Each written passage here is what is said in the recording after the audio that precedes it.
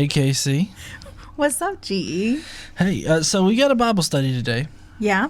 And in this Bible study today, I want to kind of go over it. I mean, we are kind of going through the laws and stuff. And so, I mean, I just want to give a basic kind of overview of, what in the world we're going to be telling you to do today as per Moses. Okay, so first off, Moses is going to spend 3 fucking days repeating himself over and over again. I guess it's some kind of memorization contest with the Jews. Those that can memorize his speeches won't die by the hand of God. So my guess is that is what that situation is. Next up, we're going to be going over laws, specifically religious and ceremonial shit.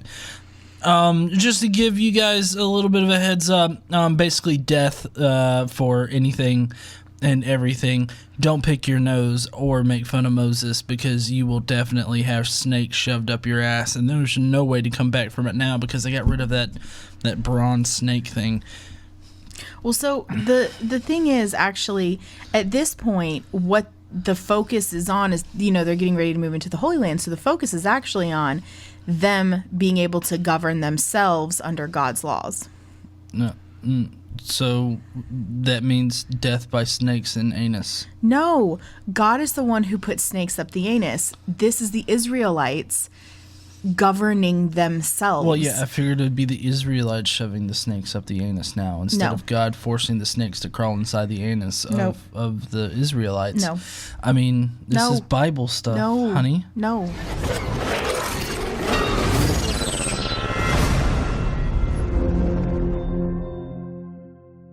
What's up, heathens? How you guys doing?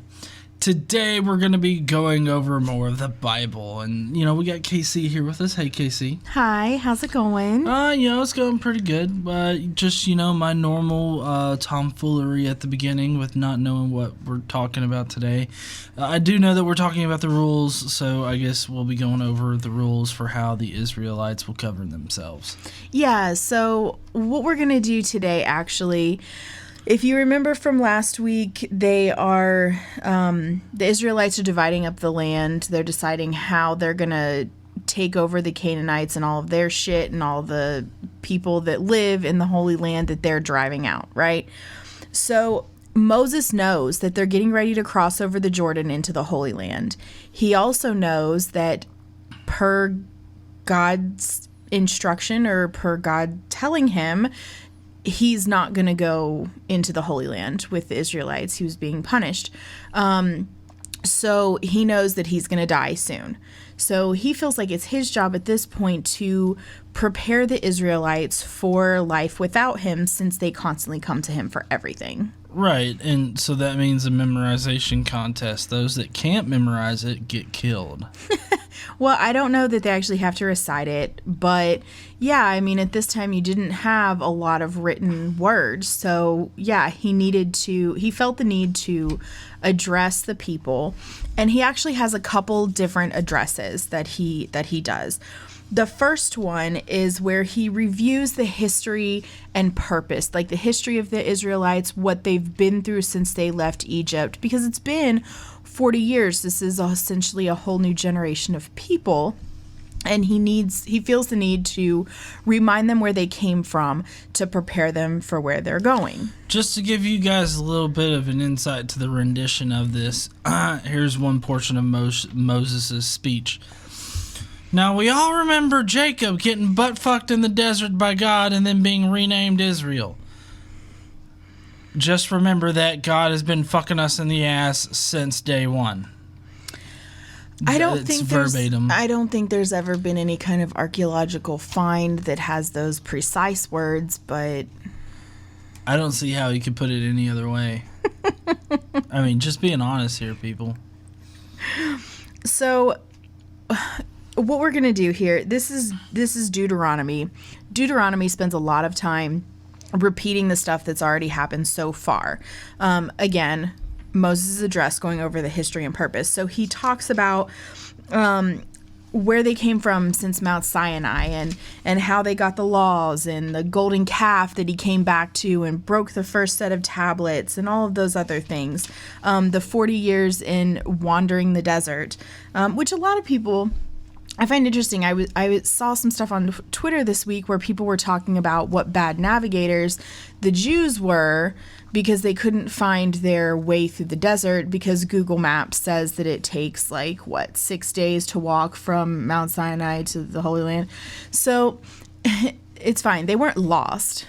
They weren't wandering because they were lost. They were being punished, which I tried to explain to this person. Didn't go so well. They basically called me a dumb bitch. So it is what it is, people on Twitter, right? Well, and I mean, honestly, it's easy for them to get lost when their Google Maps is just a dank vape cloud that they're following through the desert. But they weren't lost. Well, no, I'm not saying that they were lost. I'm saying that they were following a dank vape cloud. Right, because they were being punished. Well, so, right. Yeah, so I mean, they could have gotten to the Holy Land, but that's not what God wanted. But I also remarked on how easy it would be to get lost when your Google Maps is a dank vape cloud. I mean, if you...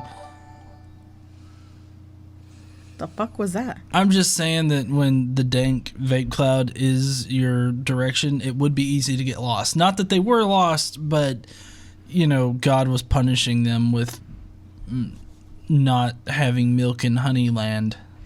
Well, yeah, he was. So they talk about that. He addresses the people, and he reminds them about the people they've defeated, the Amorites and the Bashanites, and all the other the people that they've basically killed and taken over since they've been on the road, right? He talks to them about obeying the law. He talks about the importance of their divine source, the importance of God, the importance that basically what it means that they have God leading their way, and they need to always remember that everything that they do is because of Him and for Him. So that's nice. He talks about idolatry as being evil and as their greatest threat as a people, given the culture that they're around at the time. He talks about them being the chosen nation, and then and that's pretty much how the first address goes. All right, first address in the pocket, just like Lincoln at Gettysburg. Yeah. So the second address is about obedience. Oh, of fucking course it is. Yeah. Because if anything, the Bible is about obedience, and especially in the face of reality. Yeah. So essentially Moses talks about his role in the history of the Israelites, and how he was delegated by God to basically provide God's law to the people, which actually that was Aaron's job for a long time because he was Moses' mouthpiece. But he wanted to explain again the purpose of the law and how they need to remember them, and how they should be motivated to be obedient to God, and that they are not to test God. They're not to test him because he'll fuck you up. Mm-hmm. And then gives examples of him fucking people up. Talks again about teaching the law's history and teaching the Jews throughout generation after generation after generation follows that the Jews need to remember, the Israelites, they need to remember where these laws came from, why they have them, how obedience is not only a responsibility, but it is a blessing, and that God will be with them if they are faithful and protect them, and that laws are for discipline. They're not supposed to be prideful. Mm-hmm. He goes through all of these things, and explains again shit they've done wrong and how they were punished for those things, and how God demonstrates his power, and then again how the laws are a blessing to them.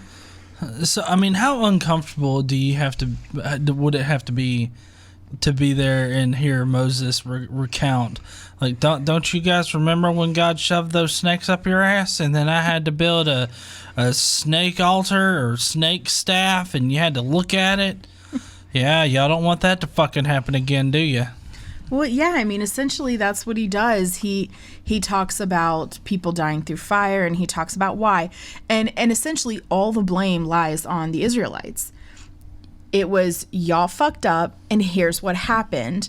These are the lessons you need to learn, and God will bless you and protect you if you obey his laws.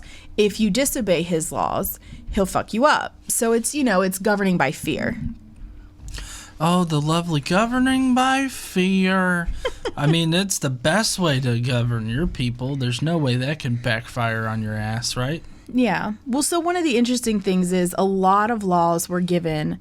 There's over 600, right? Laws that were given from God to Moses. And there's never really any explicit reason given for the individual laws. Like, sometimes there are reasons, like, praying to idols or other gods is bad because I am the only God. I mean, that's pretty much a vague reason, but that's a reason. But a lot of laws have no reasons. The Israelites are just simply supposed to have faith that the reasons are God's and they don't need to know them. So basically, God is up there like a parent that's an asshole parent, and he's like, well, okay, guys, listen, you don't need to fuck each other in the ass. Yeah. Why? Because I fucking said so. You understand me? Yeah. And you're just supposed to accept that answer. And be obedient. Absolutely. Yeah. That's the point. Some people are aroused by the obedience. Yes, some people are. My guess would be God. So it's important to note that while we're going through the laws, that the Bible is really explicit about the laws that regulate personal injury, diet, sacrifices, offerings, respect for the rights of other people.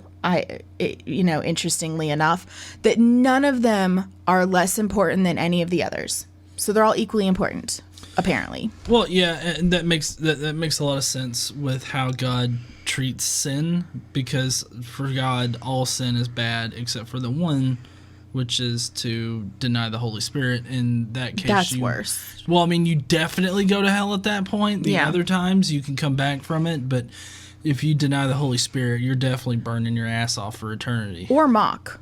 If you mock the Holy Spirit, you don't even have to deny that it exists. If you mock it. Oh, if you mock it, you get bears suck on you. Whatever. Yeah, you get your ass ripped apart by bears. Yeah. So the way that these laws are formulated, some of them are statute-like type laws. Others are kind of decisions or ethical duties. Some meet temporary needs. Some are long-term. Some are spiritual. Again, some are physical. So it's interesting. But the way that this book is set up, we've kind of been talking about it since we started the Bible study. But if you're new to joining us or don't remember, we've been skipping around a little bit and telling the whole story, right, through the books of Moses, and then the laws are all categorized. So today we're going to start with section 1, which is religious and ceremonial laws. Now, in case everybody doesn't know, the Old Testament law is broken up into several different categories, like we are going through here, but it's more important as to like how how they're implemented not only in the Old Testament but how they transfer to the New Testament. So religious and ceremonial laws, that's one kind. You have moral laws, and then you have like laws that are centered around that specific time period. Civil laws, yeah. Mm-hmm. So, like, a lot of Christians like to say that there are moral laws in the Old Testament that still carry over to the New Testament, and that's how they can cherry pick, which laws they like. So, like, for instance, with the, kill gay people passages in the Old Testament, they would say that it's a moral law that you're not supposed to butt fuck someone, but they would call it a ceremonial or civil law for you to have to kill them. and so it's kind of like a mishmash kind of thing. I thought that maybe you guys would like some interesting insight into how they actually rationalize the Old Testament laws. So keep that in mind whenever we're reading these. That somebody would argue that, oh no, that's ceremonial or that's civil, Right. and there's not really a good response to that, because I mean, on the one hand they're right, but on another hand, I guess the good response would be that, why did God give such temporal laws in his holy book that's supposed to be objective, Right. and applicable throughout time? And so that would be a good thing to throw in their face about how that doesn't make sense, but their cognitive dissonance will re-engage at that point. And another thing that you might want to keep in mind as we go through these, some of these laws are in Deuteronomy, some are in Exodus, some are in Leviticus, and some are in Numbers. The laws are spread throughout 4 of the 5 books of Moses, and they're categorized here, so I'll try to keep you in tune with where we are when we're talking about them. Yeah, and don't forget, people, that we're jumping around this shit like Super Mario. So whenever we go back and forth, just think about Mario jumping over a gaping hole. Also, as I was reading through this, so GE and I started watching the show Living Biblically. I don't know if any of y'all watch it, but it is hilarious. So a guy who is non-religious decides he is going to basically cleanse his life of toxicity by living exactly as the Bible. He's no longer going to make choices for himself, essentially. He's going to live exactly as the Bible says to. Well, so he gets his Bible team, his God squad together, and it's a Catholic priest and a Jewish rabbi, and it is hilarious. If you haven't checked it out, you should. Living Biblically. I don't remember what network it's on. I think it's maybe CBS. I don't know what day it's on, and I don't know what time it's on. You can look it up. But anyway, it's funny because while I'm reading these, I'm imagining this guy in modern times doing these things, and in some cases he does, and it's hilarious. So, yeah. Yeah, there was one time he actually stoned an adulterer. That was an interesting episode. He did, and then he went to the priest the next day to confession, and he was like, "It was great, I stoned an adulterer," and the priest is like, "You did what?" It was great. So anyway, all right, you ready to start out? Yes, let's go ahead and start this bloodbath. Okay, so Deuteronomy chapter 5, 5b through 7. I hope you're all taking notes. I am. Okay, so this is the first commandment, right? The cornerstone that all other laws are built upon. He said, "I am the Lord your God who brought you out of Egypt, out of the land of slavery. You shall have no other gods before me." Oh, is that an admission to other gods existing? Oh my goodness, guys. We got him right here. Fucking commandment 1. Yeah, so it is interesting. The Bible, we've come across it quite a bit. There are other religions. They're recognized by, the writers of the Bible. They're recognized that there are other gods. They're just apparently not the right God. The God of Abraham is their God, and they recognize that he's the only one that they'll worship. But it isn't clear that to them he's the only one that existed. Well, true, he is. It's not clear that he was the only one that existed. It's actually very clear that other gods also existed at the same time. It's right. Just that the Israelites are to worship Yahweh. Right. Yeah. So, I mean, like, for instance, recently I did a video where they admitted to another god, Inanna. Mm-hmm. Inanna and Tammuz, which have roots in a lot of religions in the area that they're in.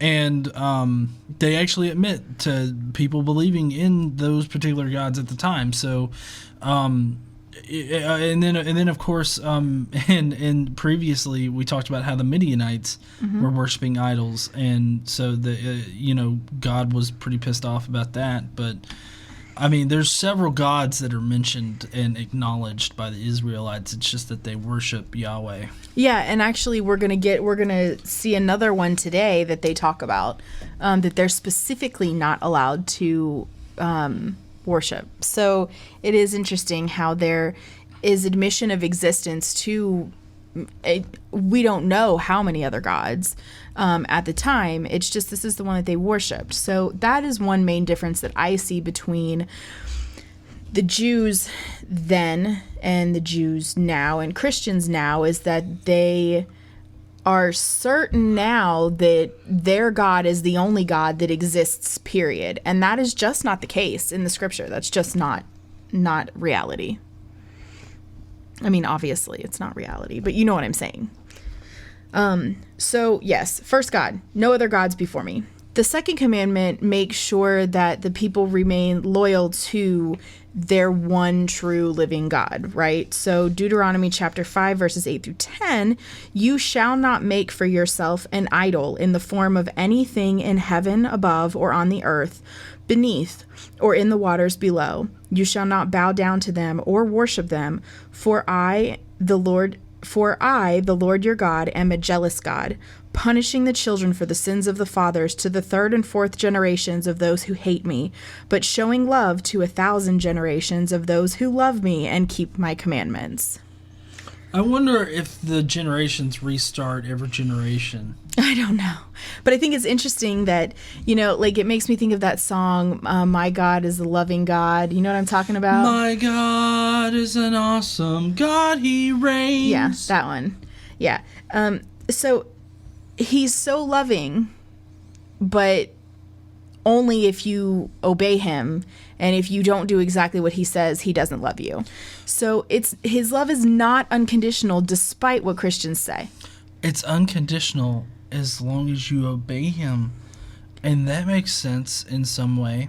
It doesn't, because that's a condition. Well, quit bringing. I will quote a recent commenter. Quit being an asshole and bringing facts to disprove my beliefs. Okay? Yeah, that was a funny comment. I really enjoyed that one in particular. Okay, so now we're going to get into some laws against idolatry and paganism. And these first couple are in Exodus chapter 22. Whoever sacrifices to any god other than the Lord must be destroyed. Kill motherfucker. Yeah. What you do is you take a bat. Or, well, I guess at this time it'd be like a hoe. Either kind of hoe, too, and just beat a motherfucker with it. Yeah. So you can't sacrifice to any other god. In Exodus chapter 23, verse 13, be careful to do everything I have said to you. Do not invoke the names of other gods. Do not let them be heard on your lips. So they're not even allowed to speak the name of another god. Ooh, all of those Christians that repeat the Bible and say, Baal, you're going to hell, along with everybody else. Yeah. Exodus 34 and actually Leviticus 19 talk about making molten gods. So do not turn to idols or make gods of cast metal for yourselves. I am the Lord your God. That means all of you people that love your Corvettes and shit out there, get fucking rid of them. Yeah. Do not make, this is Leviticus chapter 26. Do not make idols or set up an image or a sacred stone for yourselves. And do not place a carved stone in your hand to bow down before it. I am the Lord your God. Wait, so you can't have a carved stone in your hand and bow down before that same stone that's in your hand? Right. Who would fucking do that? I don't know. Is there one particular cult that has like a carved stone and then they prostrate themselves? It's like, no, I'm not fucking that ass with that stone in that hand. Get it the fucketh out. Yeah, I don't know. They are not allowed to set up, Deuteronomy chapter 16, verse 21 and 22. Do not set up any wooden Asherah. And Asherahs are like, Asherah is another goddess of the Canaanites, basically. And so it's a wooden Asherah pole that they've carve and set up. So don't put any of those beside your altar you build to the Lord your God, and do not erect a sacred stone, for these the Lord your God hates. Wouldn't that be kind of a dick move, don't you think? Like, I mean, you erect an altar to this god, and then you're like, I'm going to put this bitch right here because I want her watching your ass, and she's your supervisor. Yeah. And then in Leviticus chapter 20, they talk about God telling Moses, say to the Israelites, any Israelite or any alien living in Israel who gives any of his children to Molech, and Molech is a Canaanite god. It's basically a human body with a bull's head, like with the bull and the horns. I thought that was like a minotaur or something. It's a Molech. But anyone who sacrifices their children to Molech shall be put to death. The people in the community are to stone him. So that's the way that they kill someone who sacrifices their children to Molech, is by stoning. Well, yeah, and I mean, now, of course, if you sacrifice your kid to Molech, you're just going to get put into a padded room and never be let around kids again. But if you kill your kid with your faith healing, it's fine. You can go on and have more kids. Yeah. The people of the community are to stone him. I already said that. I will set my face against that man, and I will cut him off from his people. For by giving his children to Molech, he has defiled my sanctuary and profaned my holy name. If the people of the community close their eyes when the man gives one of his children to Molech, and they fail to put him to death, I will set my face against that man and his family, and will cut off from their people both him and all who follow him in prostituting themselves to Molech. No, because you only have to prostitute yourselves to God. I wonder, face down, ass up, people. Yeah, I wonder why God hates Molech so much. Like, what did Molech do to him? Well, I don't know. I'm guessing Molech was a cult, a cult of Molech, where they did human sacrifices, is what it seems like. So, I mean, I'm guessing that if you're an Israelite and you're sacrificing your child to Molech, I mean, that's taking away an Israelite from, God's playthings. Because, I mean, God loves to, shit on the Jews all the time. Right. God wants to be the only one to shit on his Jews. Gross. Okay, so in Deuteronomy chapter 14, they talk about they talk about things that will specifically separate them from pagans. He says, you are the children of the Lord your God. Do not cut yourselves or shave the front of your heads for the dead, for you are a people holy to the Lord your God. Out of all the peoples on the face of the earth, the Lord has chosen you to be his treasured possession. So, like, this would be no piercings, no tattoos, no haircuts or beard trims, things like that. Well, yeah, but it also says for the dead. I'm wondering, does that just mean, like, you can't get memorial tattoos? I don't know, maybe, but I've got 2 of those. Yeah.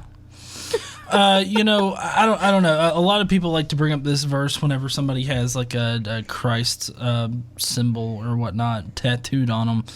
And I would actually chalk this up to, like, ceremonial or civil kind of laws instead of moral. Yeah, I mean, there are other verses that talk about. Oh yeah, I know. I'm just like, somebody may. I'm not saying that they're right. I'm saying that it may be that they say that, oh no, that's just a civil law. That's only for Jews. No, Jews can. These are ceremonial laws. All of these that I'm telling you right now are religious and ceremonial laws. We started off with that. This whole entire category is religious and ceremonial. Sorry. Yeah, my bad. So, mourning practices, not mourning like the sun comes up, mourning as in sadness, which you were kind of going towards, memorializing and whatever. Do not cut the hair at the sides of your head or clip off the edges of your beard. Do not cut your bodies for the dead or put tattoo marks on yourselves. I am the Lord. I just think that's a weird thing to say. Do not cut your bodies for the dead. Is that something pagans do? Like, do they, like, cut their hands and, like, drip their blood? Like, do they do shit like that for dead people? Well, I don't know, but Dr. Zsasz in the Batman series, he puts a tally mark on his body whenever he kills somebody. So I'm guessing it's something similar to that. Oh, interesting. Okay, hopefully he didn't kill too many people. Oh, his body was covered. Gross. Okay, so in Deuteronomy chapter 12, we talk about avoiding enticement. The Lord your God will cut off before the nations you are about to invade and dispossess. But when you have driven them out and settled in their land, and after they have been destroyed before you, be careful not to be ensnared by inquiring about their gods, saying, how do these nations serve their gods? We will do the same. You must not worship the Lord of your God in their way, because in worshiping their gods, they do all kinds of detestable things the Lord hates. They even burn their sons and daughters in the fire as sacrifices to their gods. Which I think is an interesting thing to say, because so does he. Well, I mean, considering that he was going to have Abraham sacrifice Isaac on an altar of fire, basically, I mean, it seems kind of odd that he would be like, no, I totally turned my tune around on that. I fuck that kind of worship. No. Well, and not just that kind of worship, but I mean, when two of Aaron's sons used the wrong fire to light the fucking incense, he completely enveloped them in fire. Well, yeah, because God was able to do it. He doesn't want the Israelites to do it. Only God can shove fireballs up your ass. Yeah. Well, so here's another thing that I think is really interesting about this passage. We kind of skipped over it a little bit.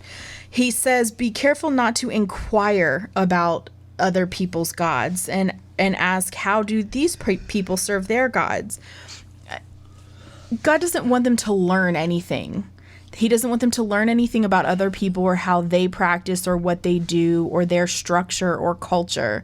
He wants them to be essentially closed off, which prevents them from knowing anything outside of themselves and what he is teaching them, period. Well, exactly, because you have to trust in God completely for your knowledge, and that's just how shit is. Well, it's been that way since the beginning, pretty much. I mean, with Adam and Eve and not eating from the tree of knowledge and education is really frowned upon. So, Well, yeah, from the very beginning, it's very anti-knowledge, even in the Garden of Eden. So it makes sense. Yeah. Okay, so in Deuteronomy chapter 13, they talk about people who solicit idolatry. So if your very own brother or your son or daughter or the wife you love or your closest friend secretly entices you, saying, let us go and worship other gods, gods that neither you nor your fathers have known, gods of the peoples around you, whether from near or far, one end of the land or the other, do not yield to him or listen to him. Show him no pity. Do not spare him or shield him. You must certainly put him to death. So this is really kind of funny because God has his evangelicals going out and talking to other people about him, but yet if somebody else is trying to talk, like, hey, you ever heard of Muhammad? Then you're supposed to fucking kill this sumbitch. Yes, you are. You are. And even if it's your mother, your brother, your father, your son, your sister, your daughter, whoever, no mercy. I think that this would also apply to atheists in general, because it's like, hey, come serve no God. Yeah, I agree. It's just it's something that's different than something else, which atheists don't say come serve no God. But I can see religious people saying that, because I mean they do. They think that we legit are religious atheists or something. I don't know. Yeah. So he tells them how to handle this if this happens. Put him to death is really vague, right? So he tells them how. Your hand must be the first in putting him to death, and then the hands of all the people. Stone him to death because he tried to turn you away from the Lord your God, who brought you out of Egypt, out of the land of slavery. Then all Israel will hear and be afraid, and no one among you will do such an evil thing again. Oh, I don't know about that. because, I mean, there are rebellious people in every society. They also talk about the cities here in Deuteronomy chapter 13. If you hear it said about one of the towns the Lord your God is giving you to live in, that wicked men have arisen among you and led the people of their town astray, saying, let us go and worship other gods you have not known, then you must inquire, probe, and investigate it thoroughly. And if it is true that it has been proven that this detestable thing has been done among you, you must certainly put the sword to all who live in that town. Everyone. Kill everyone who believes differently than you. Well, I mean, I don't know. This isn't really that big of a surprise for me because, I mean, God's pretty bloodthirsty, and he's kind of an all or nothing kind of God. It's like either all of you succumb to my will, or I'm gonna just fucking kill every one of you. And I mean, if you don't remember, God was displeased when they didn't kill all of the little girls and children in general in that one town, the Midianites. Well, yeah, and it goes on to say, destroy it completely, both its people and its livestock, because apparently the cows did something fucked up, to earn it. Gather all the plunder of the town into the middle of the public square and completely burn the town and all its plunders as a whole burnt offering to the Lord your God.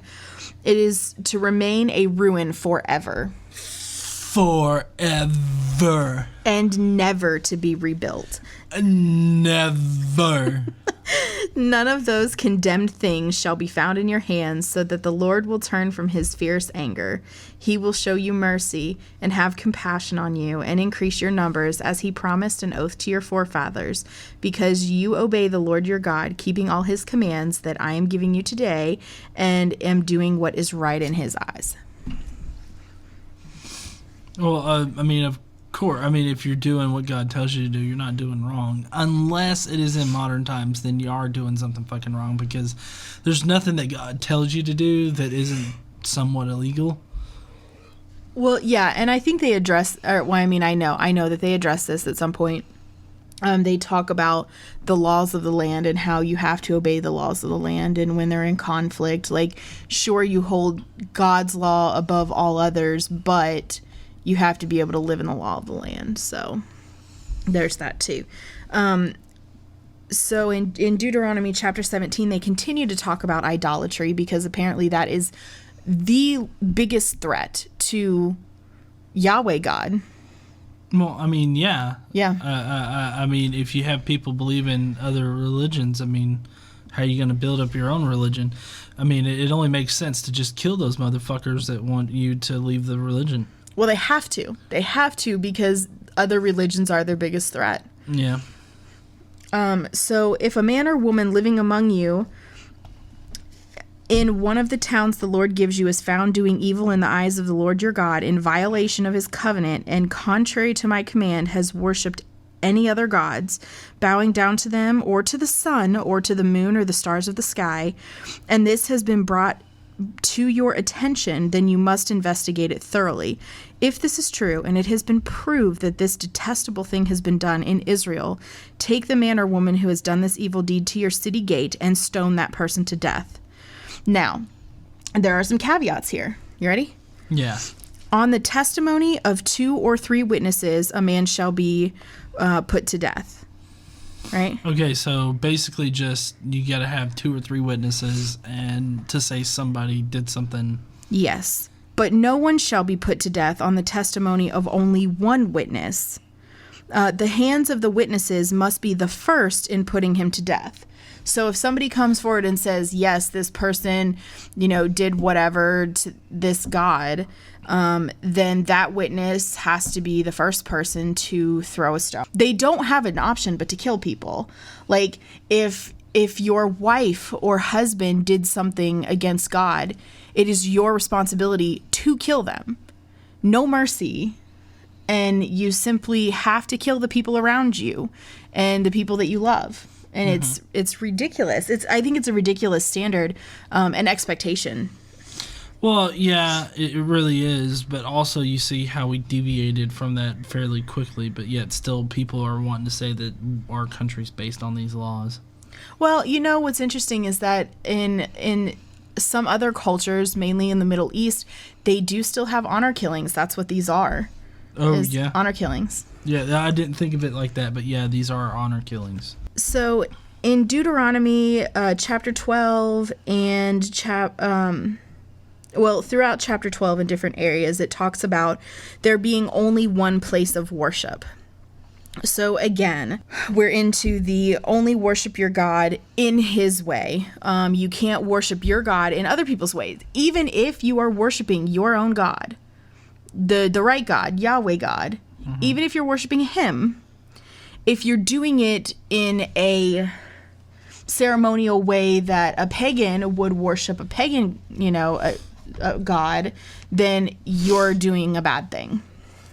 Well, I mean...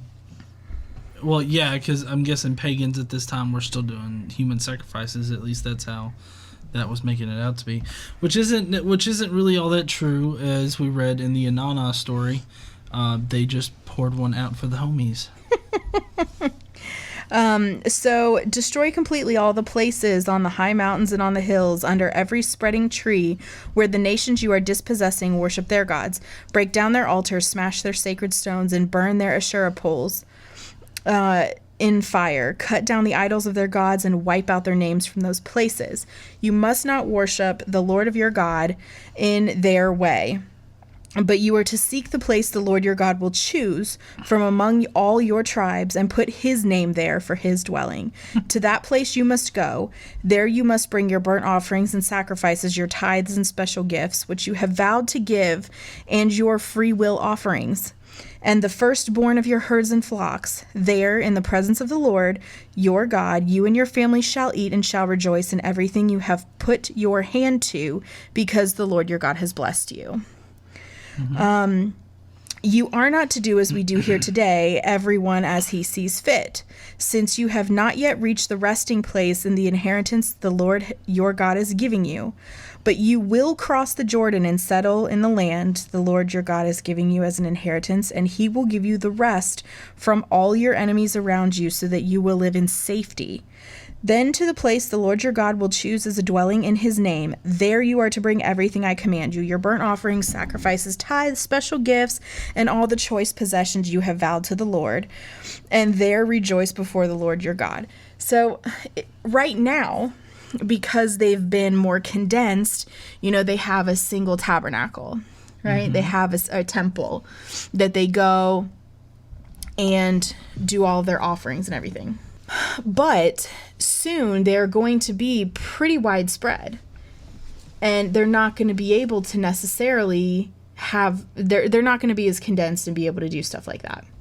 So he's trying to explain to them how to manage in this new setting. So it says, be careful not to sacrifice your burnt offerings anywhere you please. Offer them only at the place the Lord will choose in one of your tribes, and there observe everything I command you. So they're going to have places where their tribes are settled. Nevertheless, you may slaughter your animals in any of your towns and eat as much of the meat as you want, as if it were gazelle or deer, according to the blessing the Lord of your God gives you. But the ceremonially unclean both the ceremonially unclean and the clean may eat it. You must not eat in your towns the tithe of your grain, the new wine and oil, or the firstborn of your herds and flocks, or whatever you have vowed to give, or your freewill offerings or special gifts. Instead, you are to eat those in the presence of the Lord your God at the place the Lord your God will choose. You, your sons and daughters, your manservants and maidservants, and the Levites from your towns, and you are to rejoice before the Lord your God in everything you put your hand to. Be careful not to neglect the Levites as long as you live in the land.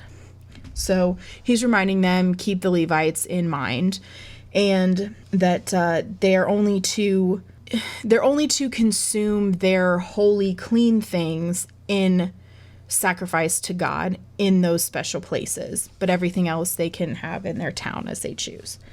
It repeats the same thing again.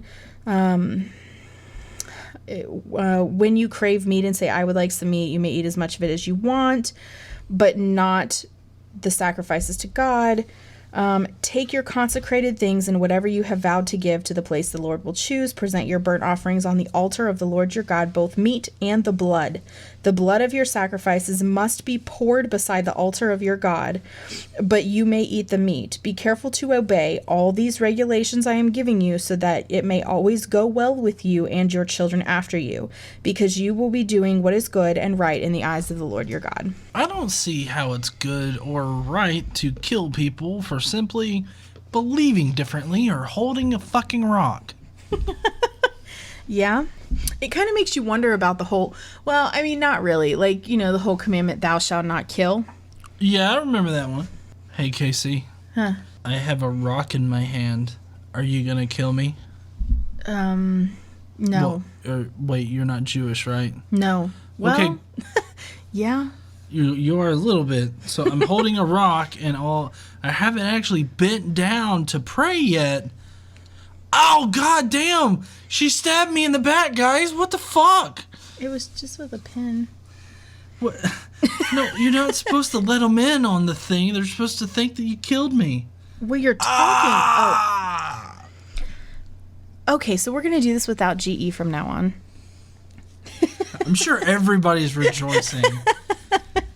I mean, I'm sick today, so I haven't really been all that enthused about this first part, which getting here I was enthused, but I don't know. I'm sick today. Sorry, guys. Yeah. And I'm back today, right? Which is good. I was out last week. Yeah, she was out last week for school reasons, and I'm barely hanging in there. But good news. I got an A on my test, an A on my final paper, and an A on my final homework, and an A in the class. So that's good. Soon she's going to be an engineer like the rest of us. So that's all we have in that first section today, which, as a reminder, was laws against idolatry and paganism, right? So next time, we're going to go over laws against fake spiritualists, laws regarding blasphemy, laws requiring dedications, laws requiring tithing, special instructions for conquest. So that should be fun. We are also going to go over laws of the Sabbath. So it's next time. So now, would these be sexual conquests that the laws are over? No, or is it like, no? No. Oh. Thou shalt not roofie bitches. But for whatever reason, in the special instructions for conquest, they talk a lot about fruit. You gotta make sure you get those oranges. You can sell those by the roadside. Yeah. I think they're in the wrong region of the world for that, though. That might be the Incas. I don't know. It's actually, let's see. When you enter the land and plant any kind of fruit tree, regard its fruit as forbidden. Why would you plant fruit trees that you can't fucking eat from? Doesn't that seem like a waste? Because logic and sound reasoning, honey. Oh, but only for 3 years. In the 4th year, all of its fruit becomes holy. Magically. Yeah. What do you know? Yeah. Which, 3 years, 3, magical number of God. Yeah, but you're not actually allowed to eat it in the 4th year. In the 4th year, all its fruit becomes holy, and in the 5th year, you may eat it. Well, I mean, fruit after a year isn't good. That shit goes bad quick. Well, you know what's funny, though, is that I don't know how many of you have ever had fruit trees, but most fruit trees don't bear fruit for at least 3 years. It's usually 3 to 5 years before you can harvest fruit from fruit trees. Not because God says so, because that's how fruit trees work. No, honey. It's because God says so. It says it here in the book, and we all know this book existed before fruit trees. No. Yes. Mm-mm. I'm getting delusional. Yeah, you got a fever. You need some medicine. You do have a fever. You need some medicine.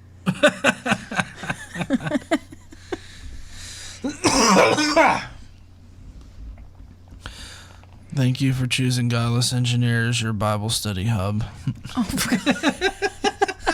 And GE is going to go die now, apparently. Yeah. Well, heathens, I really appreciate everybody joining us today, and I'm going to go and get that medicine. Yeah, and why don't you take the time now that the Bible podcast is over and go to faithlessforum.com and order your ticket to come to the Faithless Forum and see me and GE, Holy Kool-Aid. Who else is going to be there? Prophet Azad, Genetically Modified Skeptic, Anthony Magnabosco. Telltale Atheist. So it's going to be a fun time. Allie Jackson from Atheist Republic is going to be there and more. It's on April 7th in Dallas. So definitely go get your ticket and come hang out with us. We would love to see you there. I know that I love meeting people that like to watch the channel and everything. I love interacting with you guys. Yeah, so do that. And don't forget to stand up and use your voice. Bye, heathens. Bye, y'all. Toad's gonna go die now.